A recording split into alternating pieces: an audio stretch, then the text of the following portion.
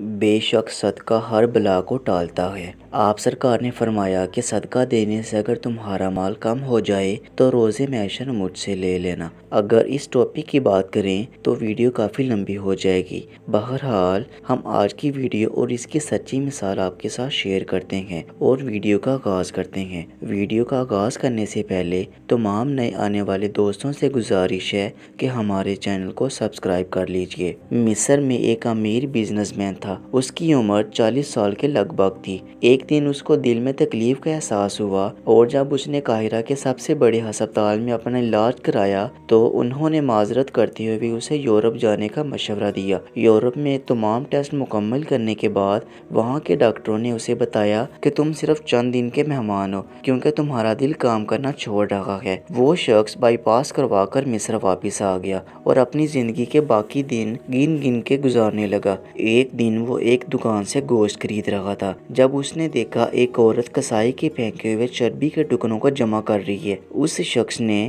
عورت سے پوچھا تم ایسا کیوں کر رہی ہو؟ عورت نے جواب دیا گھر میں بچے گوشت کھانے کی ضد کر رہے تھے۔ چونکہ میرا شوہر فوت ہو چکا ہے اور کمانے کا کوئی ذریعہ بھی نہیں ہے اس لیے میں نے بچوں کی ضد کی بدولت مجبور ہو کر یہ قدم اٹھایا۔ اس پھینکی ہوئی چربی کے ساتھ تھوڑا بہت گوشت بھی آ جاتا ہے جسے صاف کر کے پکا لوں گی۔ بزنس مین کی آنکھوں میں آنسو آ گئے۔ اس نے سوچا میری اتنی دولت کا مجھے کیا فائدہ؟ میں تو اب اس دنیا میں چند دن کا مہمان ہوں۔ میری دولت کسی غریب کے کام آ جائے اس سے اچھا اور کیا ہو سکتا ہے؟ اس نے اسی وقت اس عورت کو کافی سارا گوشت خرید کر دیا اور کسائی سے کہا اس عورت کو پہچان لو اور یہ جب بھی گوشت لینے آئے اور جتنا بھی گوشت مانگی اسے دے دینا اور پیسے مجھ سے لے لینا۔ اس واقعے کے بعد وہ شخص اپنے روزمرہ کے معمولات میں مصروف ہو گیا۔ کچھ دن اسے دل میں کسی قسم کی تکلیف کا احساس نہ ہوا تو اس نے قاہرہ میں موجود لیبارٹری میں دوبارہ ٹیسٹ کرائے۔ ڈاکٹروں نے بتایا کہ رپورٹ کے مطابق آپ کے دل میں کوئی مسئلہ نہیں ہے